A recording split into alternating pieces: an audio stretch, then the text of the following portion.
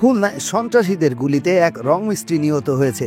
মোহাম্মদ রাজু হাওলাদারের পাঠানো তথ্যচিত্রে বিস্তারিত। খুলনায় সন্ত্রাসীদের গুলিতে এক রং মিস্ত্রি খায়রুজ্জামান সোহেল নামের এক যুবক নিহত হয়েছে। বুধবার রাত 8:30টার দিকে নগরীর হাজী মহসিন রোডের ফকিরবাড়ি লেনে এই ঘটনা ঘটে। নিহত সোহেল সাতক্ষীরার আশাশুনি থানার খালেক কারিগরের পুত্র।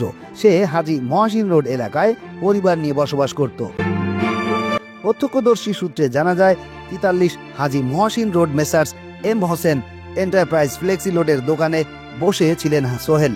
এ সময় দুর্বৃত্তদের সাথে কথা কাটাকাটি হয়। এক পর্যায়ে সোহেল দোকান থেকে দৌড় দিলে দুর্বৃত্তরা তাকে লক্ষ্য করে গুলি ছোড়ে। এ সময় সোহেল জমাদ্দার টাওয়ারের সামনে পড়ে গিয়ে পুনরায় উঠে দৌড় দিতে গিয়ে আরজান আলী সড়কের মধ্যে পড়ে যান।